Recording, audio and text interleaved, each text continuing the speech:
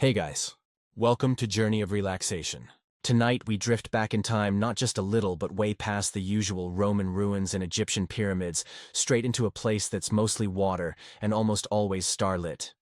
You're standing on the edge of a carved wooden canoe, the air thick with salt, the stars so close they feel like they're dangling from invisible strings just above your head. The ocean below is ink dark, moving in a rhythm older than language. You can't see land. There is no compass, no GPS, and no backup plan. You're trying to find a speck of land, an island really hundreds of miles away. It's out there apparently. At least the elders swear it is. But from where you're standing it could just as easily be the end of the world. And here's the kicker, you're not lost. Not if you know how to read the stars. So before you get comfortable, take a moment to like the video and subscribe, but only if you genuinely enjoy what I do here. And hey, let me know in the comments where you're listening from and what time it is there. I always love seeing how far these stories float. Now dim the lights, maybe turn on a fan for that soft background hum, and let's ease into tonight's journey together. You grip the canoe's edge, its smooth surface worn by years of sun and salt. The canoe is moving faster than you expected. The sail made of woven pandanus leaves catches the wind like it knows something you don't. There's no engine, no roar of machinery. Just the hiss of water and the soft creak of wood. And above you the stars blaze steady and silent like ancient traffic signs written in flickering light. You're not just using the stars for decoration, they are the map. You're expected to know their paths, their risings, their descents, and what it means when one flickers a few degrees south of where it should be. The Polynesians, your new maritime mentors, called this practice wayfinding. No paper, no ink, just an ocean-sized mind palace of celestial motion wave patterns, animal behavior, and subtle clues scattered across the sky and sea. And tonight you're an apprentice, which means you get to do all the paddling while someone older and wiser squints at the horizon and mutters something about Antares being too low. To be fair, this method works disturbingly well. Historical fact, long before Columbus fumbled his way westward, or Magellan circled the globe, Polynesian navigators had settled nearly every island in the central and southern Pacific. Thousands of miles of open ocean. No sextants, no steel ships, just double-hulled canoes and a sky full of stars. Now here's the catch. If you get it wrong, if you read the stars out of order, mistake a shadow for an island, or miss the turning of the moon, there's no one coming to find you. The Pacific doesn't have guardrails. And that last island you saw, yeah, that's behind you now.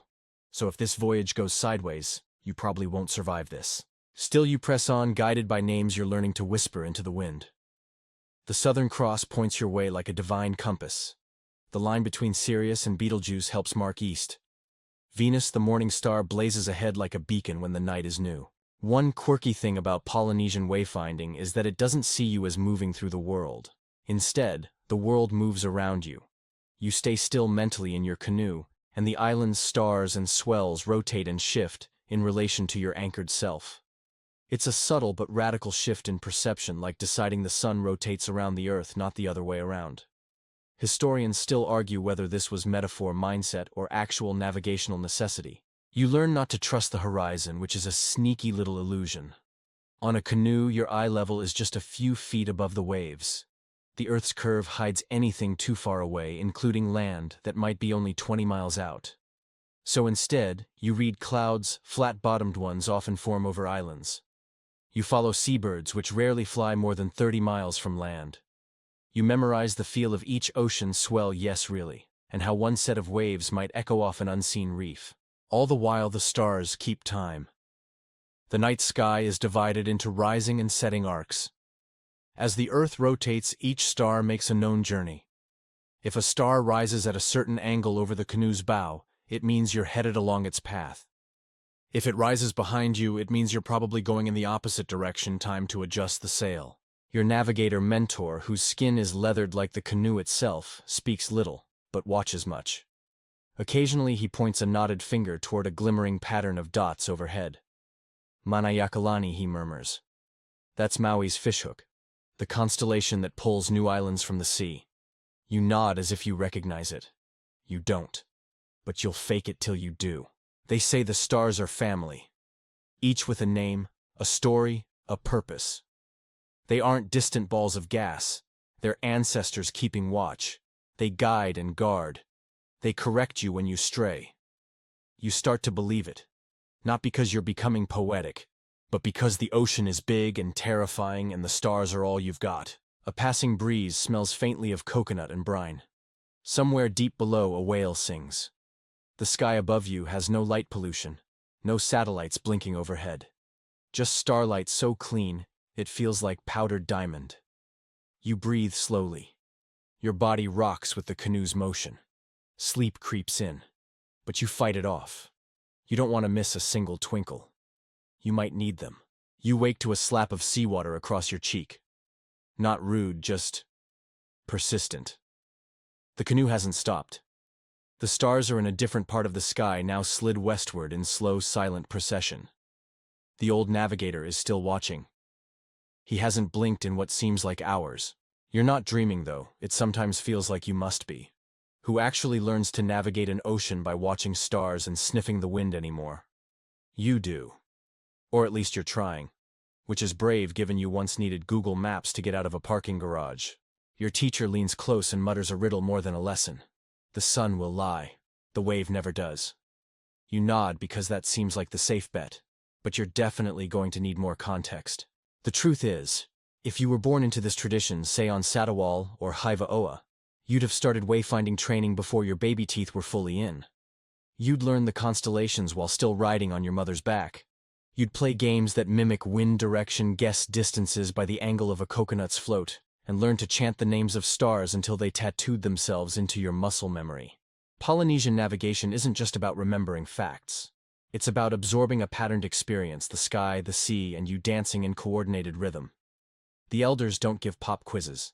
They tell stories, sing songs, and sometimes just sit beside you silently while you try to feel the way the waves pull under your fingers. It's not exactly a multiple-choice kind of education. Mainstream historians now agree this oral training produced some of the most skilled navigators in human history. But for a long time, centuries actually, European scholars dismissed it.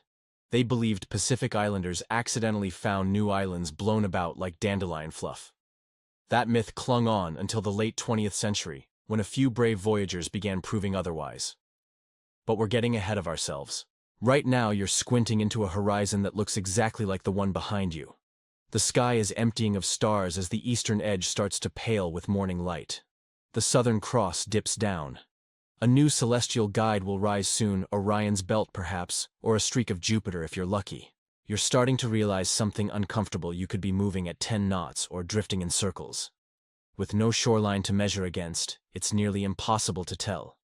That's why the training matters so much. You have to memorize not just where the stars are, but how fast they change, where the wind bends, how the ocean pulses. It's like learning to play a song without ever seeing the sheet music. And it's not just the stars. Oh no. The sea is talking to you too. But she whispers. You must feel the hull's rhythm beneath your feet, sense the roll and cross-roll of competing swells, and hear the difference in splash tone when water breaks against the bow. All clues. All tests. The more you pay attention, the more the world seems to wake up. That flutter of wings, a naughty turn. It's flying west, which probably means land is in that direction somewhere within 30 miles. The low, uneven line of clouds far off, flat-bottomed, possibly island-induced. One of the elders, barely younger than time itself, sticks his nose in the air like a beagle. Cooked yam, he says simply. You blink. He's probably right. Cooking fires often drift their scent for miles over still waters. There's something humbling about standing on a canoe where everyone older than you knows how to smell an island and read a sunrise like a newspaper. They're not guessing. They're reading. And you're still sounding out the letters. Another teaching navigators aren't made, they're called. It's a sacred trust. Some Polynesian cultures, especially in the central Micronesian islands, believed navigation skills were inherited, not just through knowledge, but through dreams, spiritual visions, even omens. You couldn't just decide to be a wayfinder the way you might pick up tennis. The ocean had to want you. No pressure. There's a reason it's often said navigators become the canoe. Not in a magical shape-shifting way, though, that would be a welcome shortcut, but in the sense that their body becomes an extension of the vessel. They lie down to feel the swells through their spine. They calibrate angles with their outstretched hands. They instinctively know how long a course will take based on the twitch of a sail or the way the birds scatter at dawn. Your teacher gestures at the horizon where the morning light is starting to smear orange across the sky. There, he says, You see nothing. He narrows his eyes. Island. You squint harder. Still nothing. But 2 hours later, sure enough, the faintest silhouette breaks the edge of the sea, just a darker slice of blue on blue. How did you know, you ask, still breathless with disbelief. He shrugs. The clouds told me. You know what's really maddening? He's not showing off. For him, this isn't magic, it's memory. And you get the feeling he wants you to learn, but only if you're willing to throw out everything you thought you knew about maps and start listening with your skin. Historians still argue whether this transmission of knowledge was purely observational or included encoded metaphors like songlines or cosmological storytelling. Some believe these navigators used cognitive techniques similar to the method of loci embedding routes in mythic imagery. Others think the whole training process was more intuitive than we can understand, relying on muscle memory and social apprenticeship more than rational thought. What's clear, though, is this: these were not lucky drifters. These were human compasses. And they didn't just memorize stars, they inhabited them. So now, as the sun begins its climb and the sail creaks and flutters, you lean forward. You try to listen to the water. Try to see patterns in the sky. Try to feel the pull of something bigger than your own brain. You're not there yet, but maybe you're starting to remember how to remember. The midday heat slides down your back like warm oil. The stars are gone now, tucked under the brightness of the sun, but you're still moving. Still reading. Still learning. And here's the strange thing: even without the stars, the canoe hasn't lost its way. That's because you're starting to realize the canoe is a star map. No one told you this outright. It's not printed on the wood like a helpful sticker. But as the voyage goes on, you begin to see it. The canoe is laid out like the night sky. Its parts echoing constellations, its shape a miniature of the cosmos. The prow points not just forward, but to a specific point in the sky. The stern does the same. The outrigger on one side balances the boat and your perspective just as the stars balance each other across the dome of night. Everything here has a directional logic to it. It's as if you're floating inside a three-dimensional compass built from wood rope and centuries of tradition. In fact, Polynesian navigators often assigned star names to positions on the canoe itself. Some canoes were conceptualized as floating observatories with lines etched or imagined across their frames corresponding to star paths. You'd sit at the center, using the boat's crossbeams and mast as visual markers for the rising and setting points of certain stars. If a star rose over the left side strut, it meant one direction. If it hit between two knots on the sail's rigging, that meant another. A mainstream historical note: we now know this was a common practice across several Polynesian cultures. The canoe wasn't just transport, it was a star compass, a physical mnemonic system you inhabited. Kind of like living inside your own cheat sheet. It's elegant, really. The boat and the stars weren't separate things. They worked together. The sky told you where to go, and the canoe told you how to listen. At the heart of it all is the ETOC system, a navigational method found in Micronesia, particularly among the Caroline Islanders. It's maddeningly brilliant. In ETOC, you don't track where you are. You track where a reference island would be if it existed against the stars. You imagine that island, say a place called Rongelap, floating beneath a certain star as you sail. When the star moves, the island moves.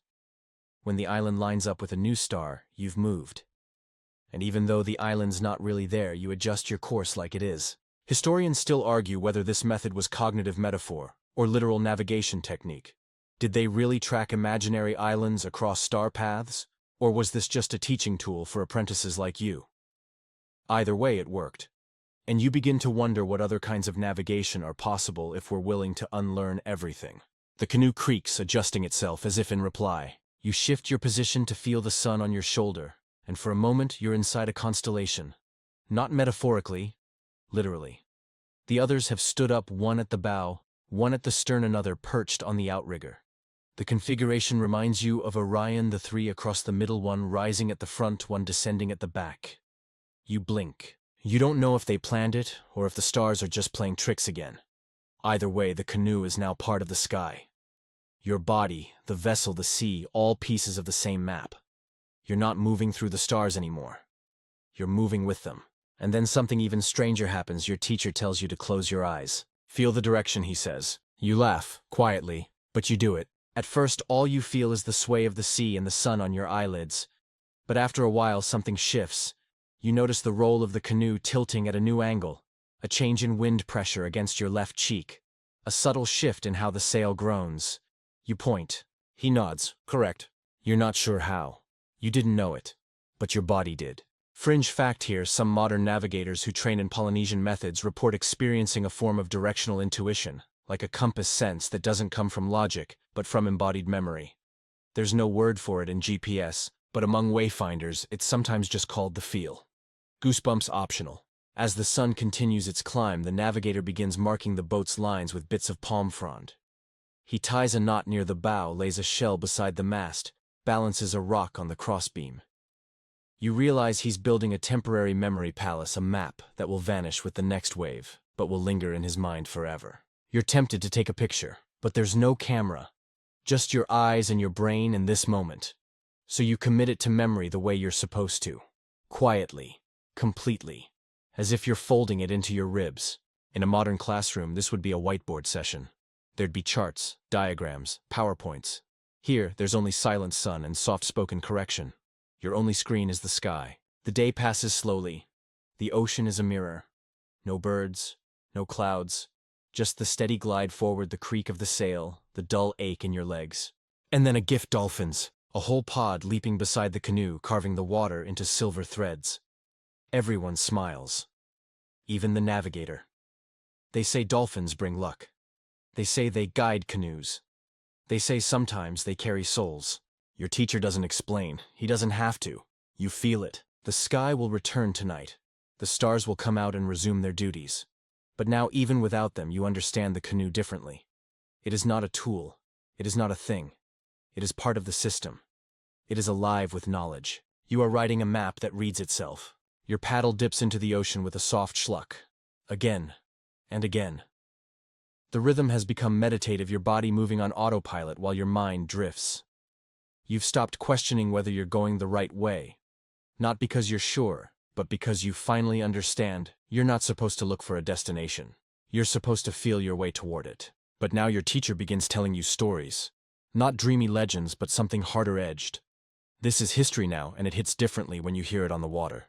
You think we came from nowhere, he asks, gesturing at the blue-on-blue horizon. We came from Taiwan. You pause mid-stroke. Taiwan. He nods. Long, long ago. We moved. Always moved. Carried our language, our plants, our stars. You're not imagining things. That's actually the prevailing theory now, that the ancestors of the Polynesians began their migration in what is today Taiwan. Historical linguistics and archaeology agree. They likely belonged to the Austronesian language family and began spreading out some 4,000 to 5,000 years ago. From Taiwan, they moved south into the Philippines, then out to Indonesia, Micronesia, Melanesia, and beyond. Canoe after canoe. Generation after generation. They island-hopped across entire continents of sea. Eastward into the Pacific they kept going, even when the islands got smaller, farther, more isolated.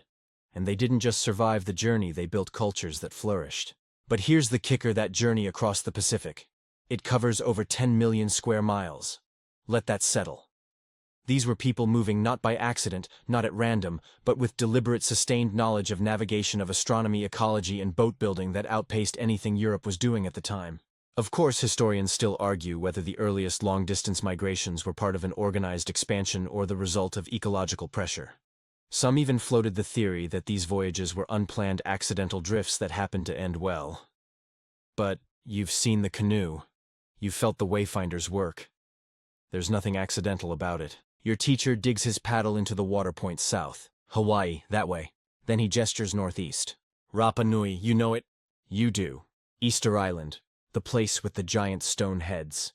You nod. Far, very far, but we went. And then he turns and gestures backward into the distance where you began. Aotearoa, he says. New Zealand. You let that settle too. These people your guides crossed from Taiwan to New Zealand to Easter Island to Hawaii. That's the entire Polynesian triangle.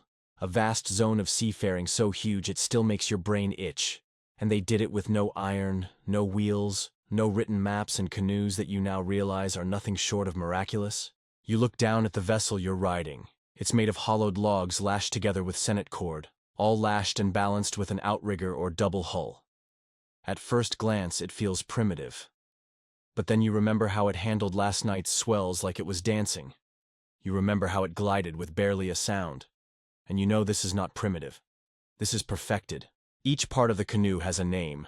Each has a spirit. The lashings are not random, they're sacred, part of a lineage of craftsmen who memorized knotwork like scripture. And then there's the sail, crab-clawed, curved, and cunning, designed to catch just enough wind and spill the rest before it capsizes you. You're basically riding an ancient Formula One car made of trees and leaves. Fringe fact time: some of these early navigators may have sailed over 2,000 miles between landfalls without ever losing their bearings. Some genetic evidence even suggests they may have reached South America centuries before Europeans. Sweet potatoes native to the Andes were found across Polynesia long before European contact. Coincidence, maybe, but more likely another mystery route. Your teacher tells you that when they found new islands, they didn't just settle, they adapted. Fast. They learned which winds belonged to which seasons, which shells signaled deep reefs, which birds nested where. They brought plants with them: breadfruit, taro, coconuts, chickens, pigs, and dogs. This was not wandering. This was world building. But of course it wasn't easy. Sometimes islands weren't where they were supposed to be. A storm might wipe out your sense of bearing. Currents could drag you 100 miles off course. And there's no recalculating route when the map lives inside your head. There are stories, quiet ones, about whole fleets that vanished, about voyages that never returned. Your teacher mentions them with a hush. They gave us the way, he says, by finding where not to go. Even in death they were navigators. By now the sun is dipping lower, the ocean is turning gold. You're told to ready the canoe for night again, adjusting the sail, checking lashings. The stars will come soon, and you'll need them. Because the path ahead isn't marked with signs, it's written in constellations, in wind textures, in whispers between swells. You look around and realize there's no fear anymore, just focus. You know that the path between islands is not empty. It's full of intent. You are paddling not just across water, but across history. You are riding the same currents, watching the same stars, feeling the same wind on your cheek that guided people thousands of years ago. And now you start to understand why they say the ocean has memory. Night returns without asking. It never makes a grand entrance out here, just slides in sideways, turning the sky from hazy amber to bruised indigo to velvet black. And now with a quiet exhale, the stars come out again. You're ready for them this time. You've had a full day to let your senses recalibrate, to unhook your brain from apps and algorithms, and just feel your way forward. So tonight, when your teacher taps your shoulder and points upward, you don't just glance, you study. You track. You listen. The sea is speaking, he says. Are you listening? You want to say yes. You really do. But the truth is, you still hear mostly ocean noises and your own thoughts trying to guess what's coming next. The stars, at least, are consistent. Their courses are steady, their glow like breadcrumbs scattered across the sky. But the sea, it speaks a different language entirely, one you're only just starting to hear. Your teacher motions toward the canoe's hull. You lie down on your back, the wood cool beneath you, and close your eyes. There it is, the faint pulse of the waves beneath your spine. One set of swells pushes from the northeast. Another rolls beneath from the south. Two rhythms layered like overlapping heartbeats. You didn't notice it until now, but they've been there the whole time. In wayfinding, these are called refraction swells, waves that bounce off islands, even ones too far away to see. Polynesian navigators could detect them using their bodies alone, sensing the tiny, conflicting rolls in the canoe's movement. Some would even train by floating blindfolded for hours, letting their backs become barometers. Historians still argue whether these wave patterns were learned through direct instruction or absorbed through long passive exposure. Either way, the result is uncanny human beings who can feel an island's presence by how water moves. And now so can you, barely. You sit up, eyes adjusting to the stars again. The Southern Cross hangs lower than last night. You note the change without being told. You remember how it pointed you southwest yesterday. Today it marks a new angle. Not wrong, just different. Because you've moved. Because everything moves. There's a story shared among Pacific navigators, more legend than lesson, but with some real muscle beneath it. It's about a man who crossed the ocean blind. Not because he had to, but because he chose to. He believed the stars could be heard, not just seen. That the water spoke, not just shimmered. They say he reached his destination faster than sighted men. They say his mind held a map no eye could match. Your teacher doesn't bring this story up. But maybe he doesn't have to. Maybe this is that kind of lesson, the kind that floats between instruction and initiation. You return your gaze to the sky. There's Scorpio curled like a hook near the horizon. There's Orion, his belt and arrow in the dark.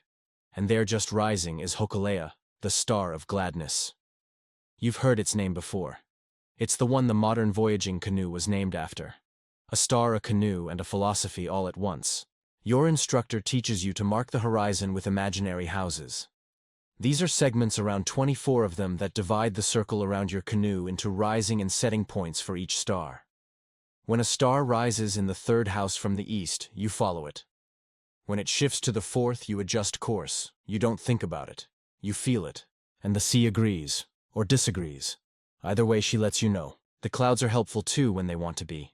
In the dark, you learn to recognize the subtle difference between sky and cloud by how stars blink. A star behind a thin cloud pulses faintly, its light filtered like through gauze. That tells you the weather. That tells you where not to go. Then there are birds.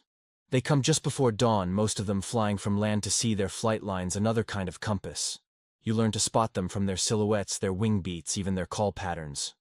A frigate bird loops high and wide. A naughty tern makes straight passes. And when the shearwaters come always in pairs, you know you're near something. You're being introduced to what's called biolocation, the use of natural life patterns to locate land without ever seeing it. It's part of the secret sauce that made Polynesian navigation so potent. Animal behavior was part of the map. And yet, despite all this, there's no panic when the clues disappear. No tension when the sea seems empty. Because the navigator trusts the system. Trusts their memory. Trusts the canoe. You wish you could download that kind of confidence. But here's something quirky. In some traditions, navigators were expected to sing the star paths. The chants were long hours or even days, and they embedded directional cues inside musical phrasing. The melody itself helped the brain remember. It's why some old navigators never needed to speak instructions. They just hummed. You try humming now, low and steady, the way the old man did last night. You don't know the words, so you make them up. But something about it helps. The canoe feels steadier. Your breath eases. The stars don't blink as fast. The sea speaks in repetition, waves, rhythms, stars humming. And now in the distance you hear another song. Not from your crew, but from the water itself. A low moaning, almost too low to catch. Whale song. Somewhere deep below, a humpback is calling. Maybe more than one. Their long, echoing notes stretch across the water like underwater lullabies. You stop paddling and just listen. There's no GPS for this. No satellite can replicate this feeling. You're floating inside a living map. Every direction has a voice. Every current has a name. The stars are in motion, and you're a dot riding their ancient roots. And finally, for a few breaths, you don't need to ask the sea anything. You just listen. The morning breaks lazy and slow. Sunlight drips onto the deck of the canoe in golden slats, and the ocean stretches out like a sheet of hammered glass. The stars once again have ducked beneath the brightness. But the map remains, just changed form. You sit up sore in places you didn't know you had. The wind is soft today, barely nudging the sail. There's time. Time for something the others have been hinting at, but haven't shown you directly. Not until now. They call it a rebelib, a stick chart. It's not a map, exactly. Not the kind you fold up and stick in your glove box. In fact, it looks a little like a dream catcher had an argument with a fish trap. Long curved sticks bent and lashed into sweeping arcs. Smaller, straight twigs cross them at angles. Tiny shells or bits of coral are tied on here and there. It's cryptic, mesmerizing. You're handed one as if being initiated. These, your teacher says, are maps of motion, not places. That might be the best description you've ever heard for a thing so abstract. Stick charts like this were used in the Marshall Islands part of Micronesia to teach wave and current patterns. Not to show you where to go, but to teach you how to feel your way there. You run your fingers over the fibers. The arcs represent swells, major ones that cross the ocean in repeating patterns. The short sticks show how waves collide or bend around islands. The tiny shells, those mark land. Sometimes, but not always. Sometimes they just mark where a wave bends in a certain way that tells a seasoned navigator there's something beneath. You tilt the chart in the sun. It catches the light and strangely seems to shimmer with movement. Your eyes trace a curve from left to right. If this were a modern map, it might show you how to get from Majuro to Kwajalein. But here it's not about arrival, it's about recognition.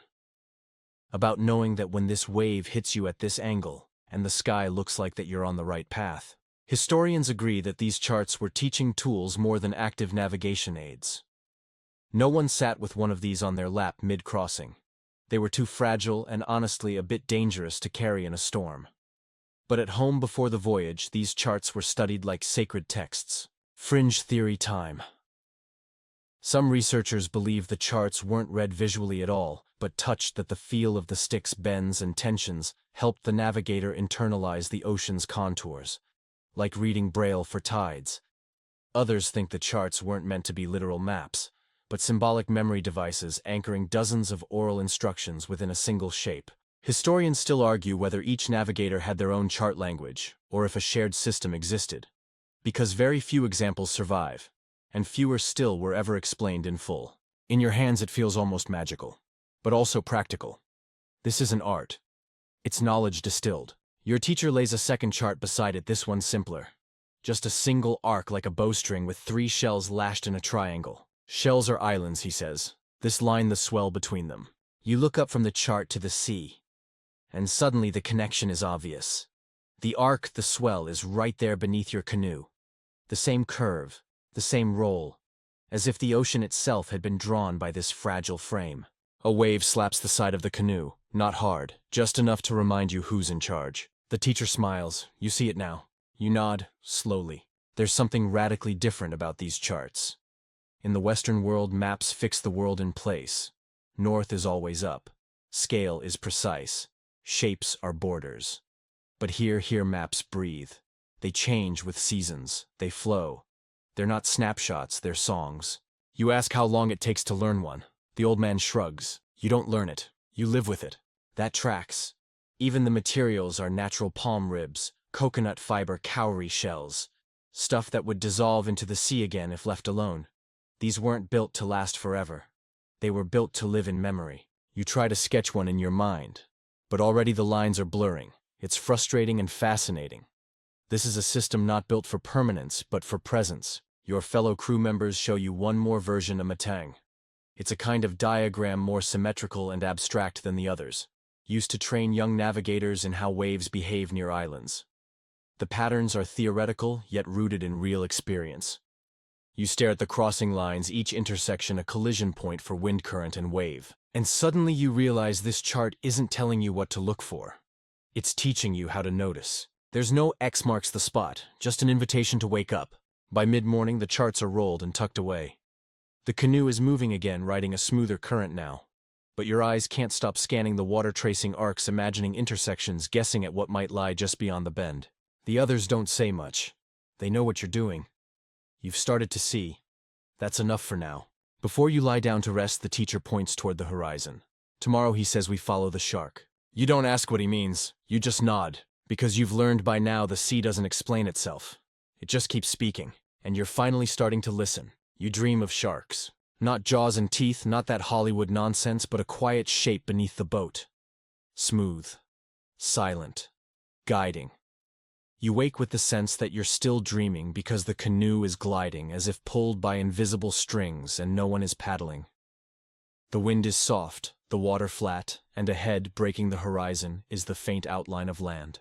Or at least you think it is. Your teacher points. Follow the shark, he says again. And this time you get it. It's not a real shark, though. Real sharks do follow these waters.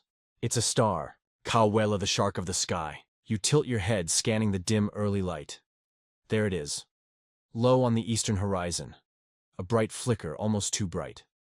That's not a star at all. That's Venus. When seen just before sunrise, Polynesians often referred to it as a shark swimming the sky. They followed it. Trusted it. Not because it looked like a shark, but because of what it did. It led. Venus, in all its slippery brightness, is a superstar among wayfinders. It rises and sets on predictable paths, sometimes just before the sun, sometimes just after. And in the silence of open water, it becomes an anchor, an arrow, a promise. Historical fact, Venus was used for navigation not just in Polynesia, but across cultures. It was a key body for the Mayans, the Babylonians, and the ancient Greeks. But the Polynesians gave it a particular kind of reverence. Because when you sail for weeks, with no land in sight, and that one point of light stays steady on the horizon, like it's been waiting for you, yeah, you tend to notice. The land ahead still isn't confirmed. It could be a low cloud bank, could be a trick of light. You remember your earlier lesson, don't trust your eyes. Trust what the sea tells your body. You close your eyes and lie back. The waves are different today, longer, slower, almost like the ocean is exhaling. These are island swells. You feel them lift the canoe in long, regular pulls. Your teacher says these swells start where land disrupts the wind. They radiate outward like invisible ripples from a dropped stone. If you can feel them, land is near. You sit up fast. Still nothing on the horizon. But you know it's there. The crew becomes busier now. Quiet, but focused. You help adjust the sail. One of them stirs taro in a pot, adding dried fish. The smell rises, comforting, earthy. That old scent trick again. Cooked yam fish oils. The signature of life somewhere ahead. Then birds.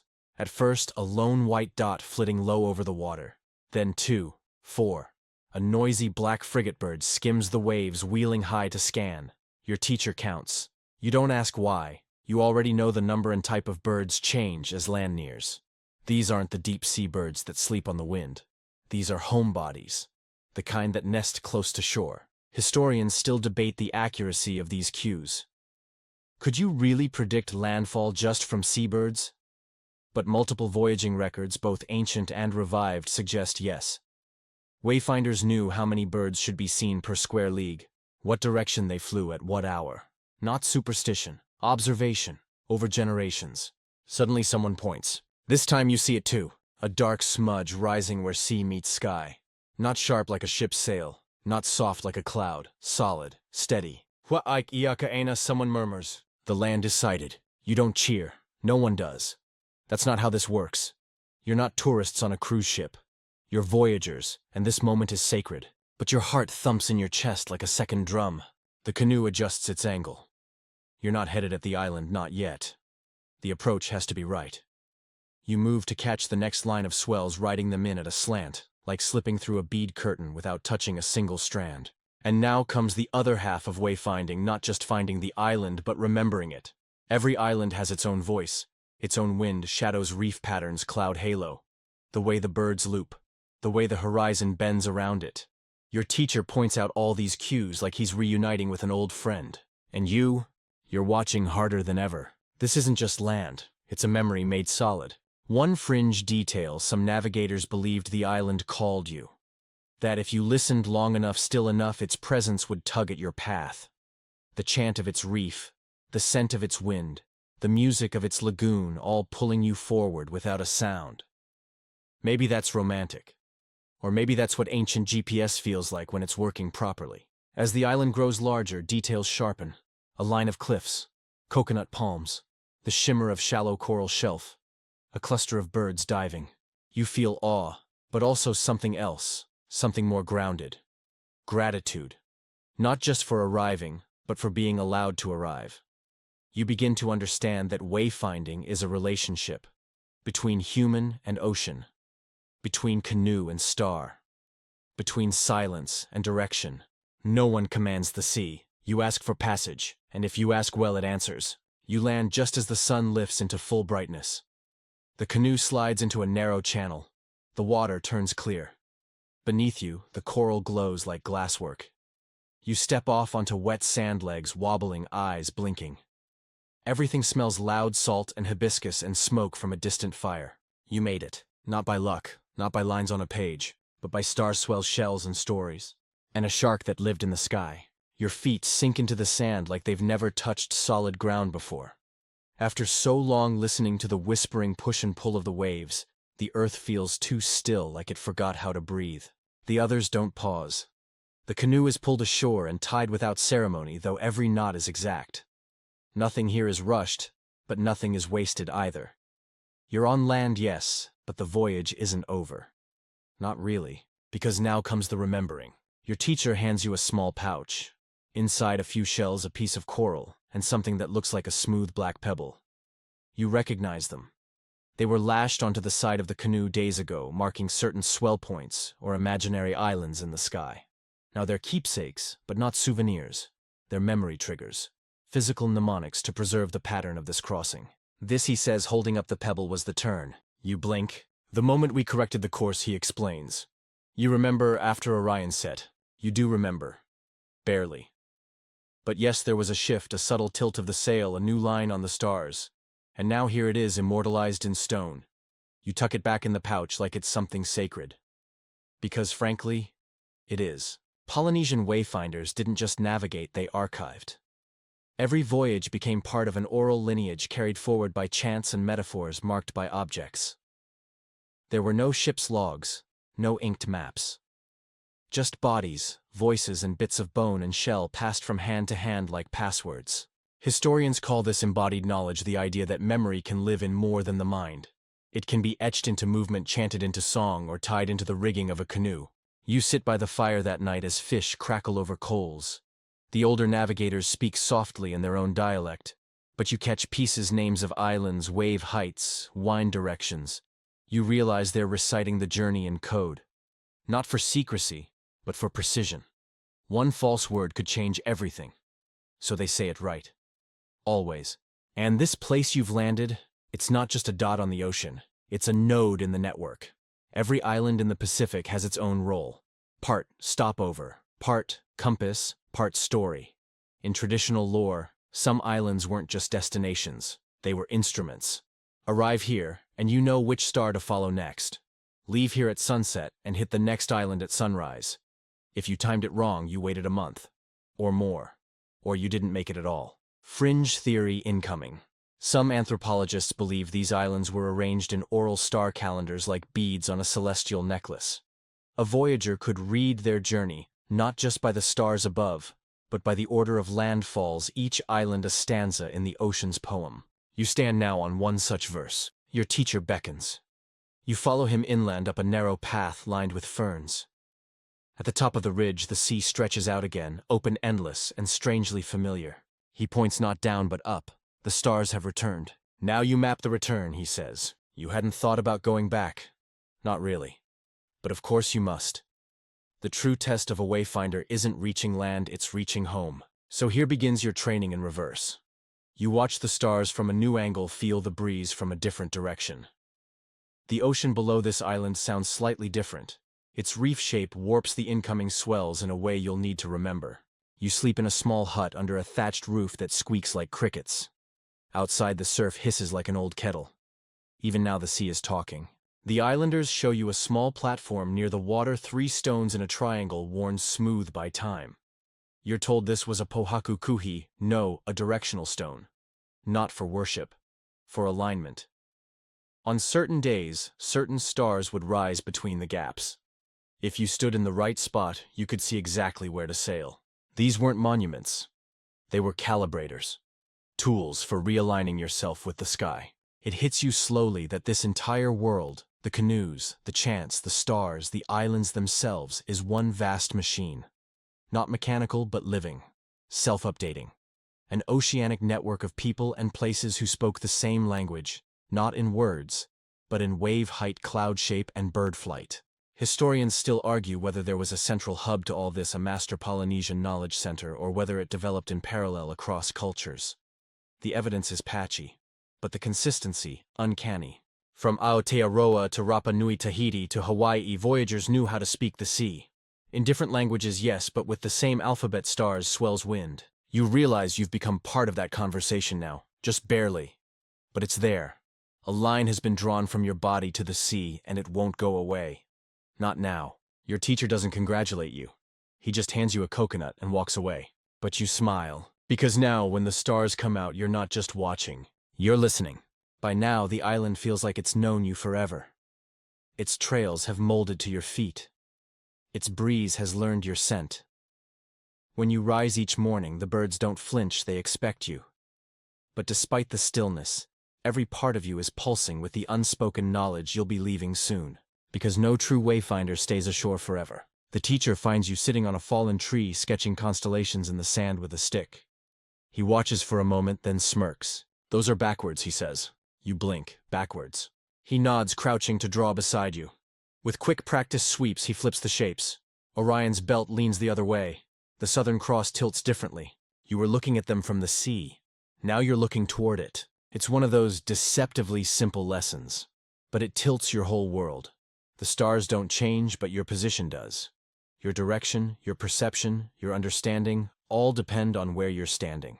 Or sailing. You scrape the old lines away and start again. These days are quieter now, slower. But they're not idle. This is the part where knowledge sinks in deep.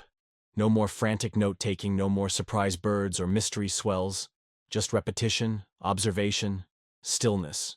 You learn how to see. Some days you help an old woman strip bark for sail thread. Other days you fish using traditional lines weighted with smooth stone. But no matter the task, the sky always has a place in it. The villagers say star names in passing like neighbors. Nahiku's rising early tonight. Puana is brighter than usual. These aren't scientific notations. They're relationships. Mainstream fact here, Polynesians didn't name every star. Instead, they named the ones that mattered. The ones that rose at the right angle, that set behind the correct ridge, that held courses like secrets.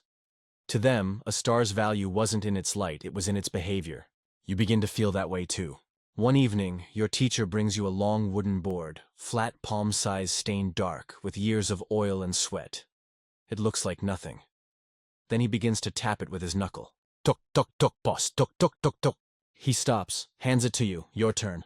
It's a rhythm game, you think. Or a code. But you recognize it eventually. The sound is matching a chant. One of the ones they hum while watching the stars. You try tapping it out. You're clumsy at first.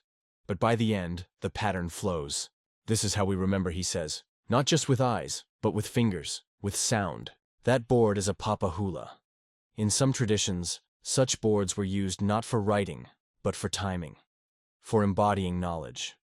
Others say they were symbolic instruments of learning, each knock, echoing part of a voyage, part of a chant. Some fringe theorists even believe navigators could reconstruct entire sailing routes through rhythmic tapping. Historians still argue whether these were educational tools or spiritual objects. Probably both. Polynesian systems didn't always separate those roles. You take the board each night now, tapping out the stars as they rise. It's not a sound you'd notice if you weren't looking for it. But when the tapping stops, the silence is deafening. In your final week on the island, you're invited to sit in on something rare, a pokai or navigator's council. It's not a ceremony. There's no drum, no fanfare. Just 6 old men sitting under a banyan tree drinking fermented coconut and arguing gently.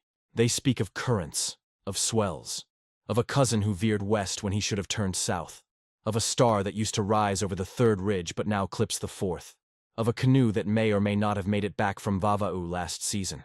You sit quietly. They ignore you. You like it that way. But what you're witnessing is a living map update. Like patch notes for an ancient GPS. They aren't rewriting knowledge. They're preserving it accurately. Every journey adds a layer. Every correction becomes part of the network.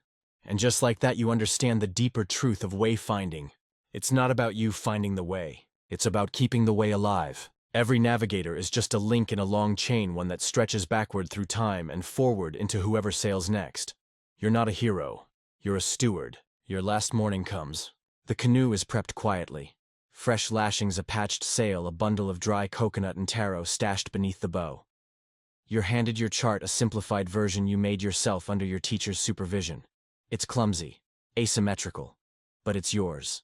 You tie it to the mast. Your teacher stands beside you, squinting at the horizon. You'll forget some of it, he says. The stars will blur. The swells won't speak for a while. You nod.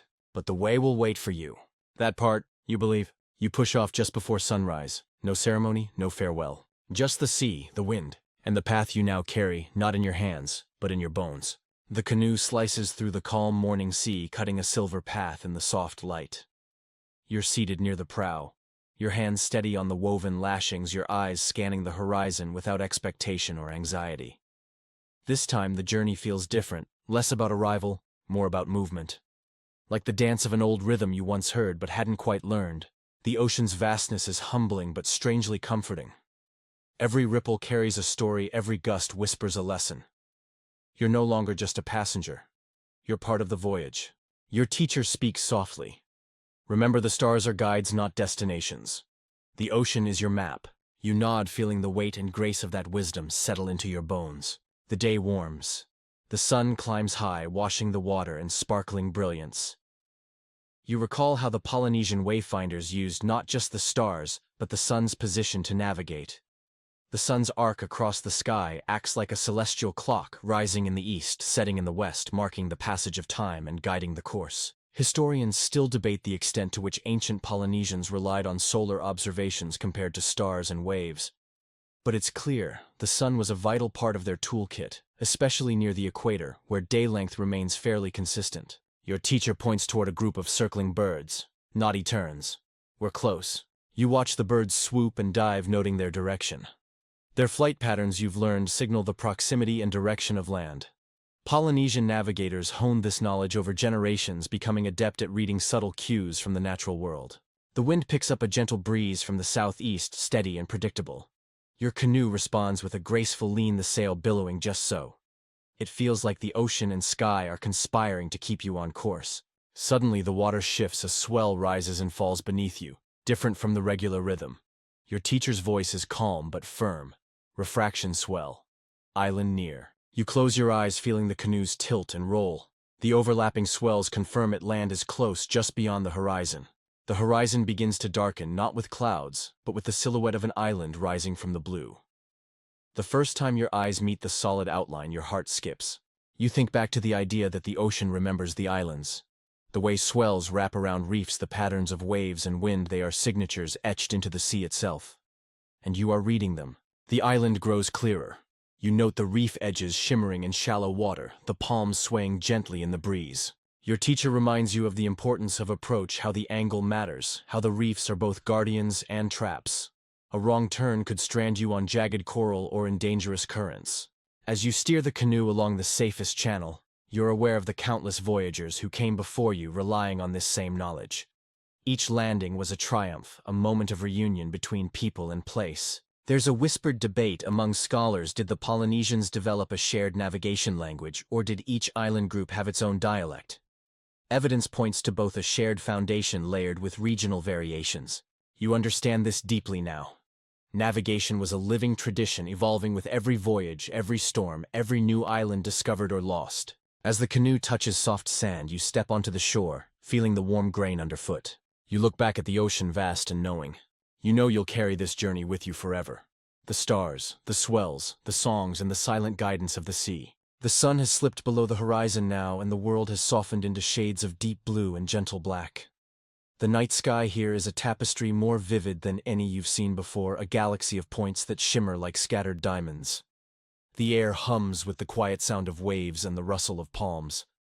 You feel small and immense all at once. Tonight the lesson is about the Cloud Islands, those mysterious, ephemeral islands made not of earth, but of light and moisture.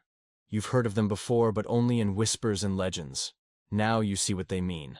From the deck of the canoe, you gaze upward, and just beyond the familiar constellations you notice low-hanging clouds that seem to hover in peculiar shapes and patterns.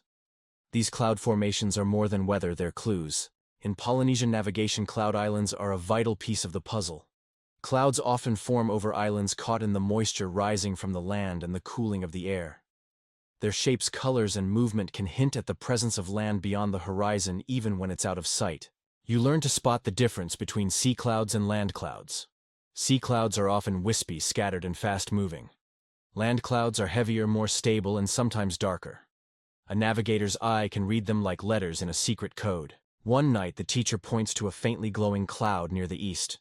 That cloud marks an island we cannot yet see, he says. The ocean speaks to us through sky and water. You lean into the wind, letting the salt air fill your lungs. It's an odd kind of poetry, this relationship between sea sky and the human body. The art of interpreting cloud islands ties deeply to the use of pale, the stars rising, and setting points, which act as directional markers. By knowing where certain stars rise and set relative to known islands, navigators can infer the position of others, like connecting dots in the sky. Historians still argue over the exact methods used to predict landfall through clouds and stars, especially when weather conditions vary. Some say it was a system so complex it defies modern reconstruction.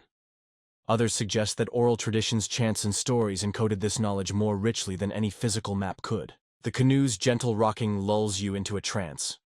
You watch as the cloud islands slowly drift, their shapes shifting in the moonlight. You try to memorize their forms, imprint them onto your mind's eye. There's a curious tale passed down in some islands about a ghost island, a cloud that appears over the water, shimmering but never solidifying, a place where spirits supposedly reside. Wayfinders respected these clouds, avoiding routes that passed beneath them lest they invite bad luck. Your teacher doesn't mention the ghost island tonight, but you sense he knows the story. It's part of the unspoken lore, the mix of fact, belief, and mystery that colors the ocean. As the night deepens, you feel a calm certainty settle inside you. The sky isn't just a backdrop. It's a living guide full of whispers and shadows. You realize that the true power of Polynesian navigation isn't just in the stars or the swells or even the charts. It's in listening to the world, to the stories, to the silent language between human and nature. And with that you close your eyes, cradled by the sea and sky. The sun's first light tickles your eyelids awake, soft and tentative like a whisper you weren't quite ready to hear. The ocean around you shifts gently, liquid glass now frosted with the colors of dawn. The air smells salty and sweet, a mixture of brine and blooming flowers from the island's interior. You're back aboard the canoe, preparing for departure, the return trip, the journey home. It feels heavier somehow, like a story you've lived but don't yet know how to tell. Your teacher is silent for a long time, then finally speaks. Wayfinding isn't just knowing where you are. It's knowing how to get back even when everything has changed. You nod, chewing on that. Of course it's true. The ocean is alive and unpredictable, and every crossing is different. The stars don't stop moving. The swells don't stop changing. But you wonder, how do you prepare for the unknown? How do you trust the unseen? The answer, it turns out, is patience. The ocean teaches patience in waves. It teaches it in wind. It teaches it in the slow dance of stars rising and setting. You watch as the canoe turns from shore, gliding out into open water. The island fades behind you like a dream dissolving with daylight. This time the voyage is quieter, more deliberate. You follow familiar constellations with a practiced eye, tracking the Southern Cross as it arcs westward. The stars are your compass, but the ocean is your rhythm. You remember the stick charts, the Rebelib and the Matang, and how they taught you to feel the ocean's language. You imagine those arcs and intersections under your fingertips, invisible now but imprinted deeply in memory. Your teacher hums softly a familiar chant that drifts into the morning breeze. You try to match the rhythm with your own breath. A low swell rocks the canoe gently. You close your eyes and feel it, the pulse of the sea beneath you, the heartbeat of the voyage.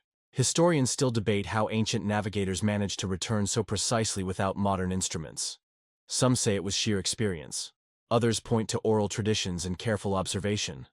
But everyone agrees on one thing: it required a profound connection to nature. Suddenly, a flash of silver catches your eye. A school of flying fish leaps across the water, their iridescent bodies shimmering in the sunlight. You remember hearing that certain marine life behaves differently near islands and reefs. These fish signal you're on course. You adjust the sail, and the canoe responds instantly, skimming over gentle swells like a feather on the wind. The day stretches ahead, a canvas of possibilities. You lean back, letting the sun warm your face, the breeze tangle your hair. This isn't just a journey. It's a conversation with the sea and sky, a story told in light, shadow, and sound. And you're finally fluent. The afternoon sun hangs low now, casting long golden shadows across the waves. The ocean's surface ripples gently, a mirror reflecting the sky's soft pinks and blues. You feel the steady pulse of the canoe beneath you, a rhythm that has become as familiar as your own heartbeat. Today your teacher introduces you to something you hadn't considered before: the wind stars. Not celestial stars, but the patterns the wind carves into the sky and sea. He points to the horizon, where faint streaks of cloud fan out like brushstrokes. These are the makani, the winds that guide us. You learn that the direction, strength, and consistency of the wind have long been critical in navigation. Polynesian wayfinders understood the seasonal winds deeply, the trade winds blowing steadily from the east and southeast, the occasional Kona storms from the west, and the subtle shifts that signal changing weather. Mainstream fact: the trade winds, which blow consistently for much of the year, made long-distance voyaging across the Pacific possible. Early European explorers marveled at how these winds could push canoes thousands of miles with astonishing reliability. Your teacher watches you carefully, noting your growing confidence. Wind is the ocean's breath. To ignore it is to forget how to sail. You start to notice patterns yourself. The way the wind shifts near islands, how it bends around mountains and cliffs, how it can change suddenly in the early morning or late afternoon. Fringe theory time. Some Polynesian navigators believed the wind had spirits, omakua, guardian entities that protected travelers and whispered warnings. They would pray to these winds asking for safe passage and guidance. Scholars debate whether this was purely spiritual or part of an intricate environmental awareness system. The canoe responds to the shifting breeze like a living thing. You adjust the sail, feeling the pull and release as the wind plays across the fabric. The sound is soft but insistent, a steady whoosh punctuated by the occasional creak of wood. You start to recognize how the wind and stars work together. At times, the stars guide you directly, and the wind pushes you along. At others, the wind signals a change, and you watch the stars to adjust course. You're learning the language of nature's multitasking. As dusk deepens, the sky is streaked with clouds glowing faintly with the afterglow of sunset.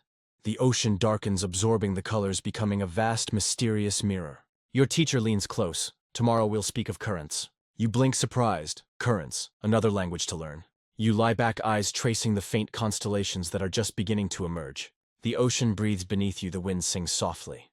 You drift towards sleep with the knowledge that your journey is far from over. But you are no longer lost. The sun has just nudged above the horizon when your teacher wakes you. The air is crisp, tinged with salt and the faintest hint of wild ginger. Today the lesson is about currents, the invisible rivers within the ocean that shape the course of every voyage. You lean over the side of the canoe, watching the water slip past like liquid glass. At first glance it seems motionless, but your teacher points out subtle differences. A patch where foam gathers, a streak of darker water moving against the wind, a slight ripple in the reflection. These are the current's persistent flows that can either speed your journey or throw it wildly off course. You learn that Polynesian navigators studied currents just as closely as stars and winds. They memorized where these underwater highways ran, how they shifted with seasons, and how to use them to their advantage.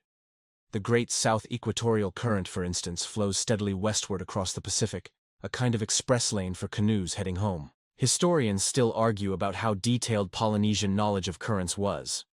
Some scholars suggest they understood them well enough to predict seasonal shifts. Others believe knowledge was more generalized, passed down in stories and metaphor.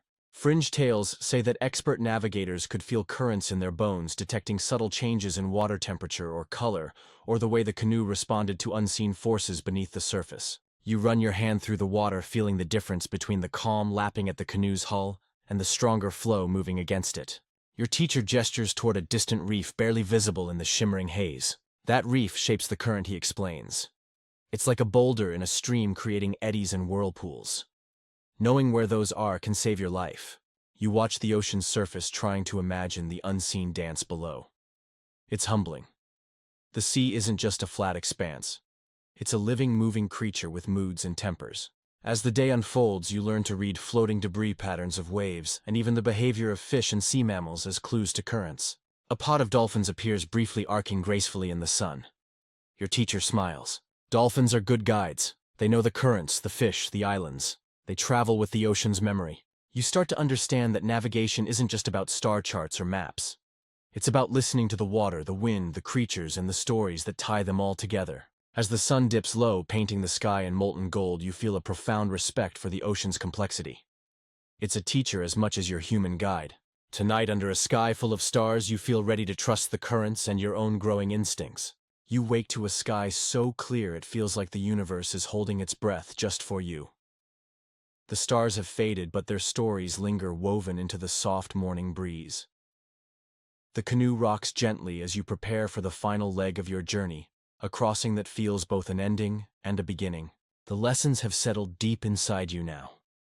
You understand that navigation isn't a static map or a fixed set of rules.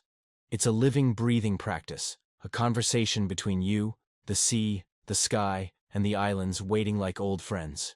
Today, your teacher entrusts you with the final task to plot the course home, using everything you've learned.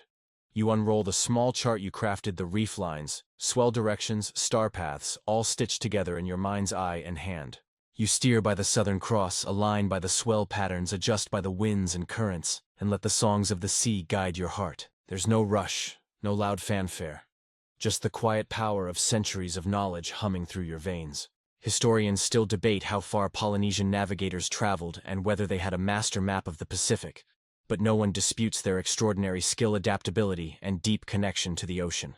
You lean back, feeling the warmth of the sun and the cool splash of sea spray. The canoe glides smoothly, as if carried by the hands of those who came before. A final quirky fact drifts into your mind. Some navigators believed that the stars themselves were alive ancestors, watching over the voyagers, their light a blessing and a guide. Others imagined the ocean as a giant whale and the canoes as its gentle song. You smile at the thought. It's as poetic as it is true. As the journey closes, you know you'll carry these lessons forever. Not just in your memory, but in your bones and breath. The sea has spoken, and you have listened. Now as the sun sinks low and the waves soften to a gentle lullaby, you feel yourself drifting weightless and calm. The stars, distant and shimmering, begin to twinkle softly above their light, threading through your thoughts like a soothing melody. Imagine the cool night air brushing against your skin, the subtle rhythm of water against wood, and the quiet promise of new horizons waiting just beyond the edge of sleep. The ocean's vastness, once daunting, now feels like a cradle, a safe, endless embrace. So let your mind float gently on this journey's memory, where ancient stars guide silent canoes and the sea holds stories older than time. Breathe in the peace and let it settle deep. Good night, voyager.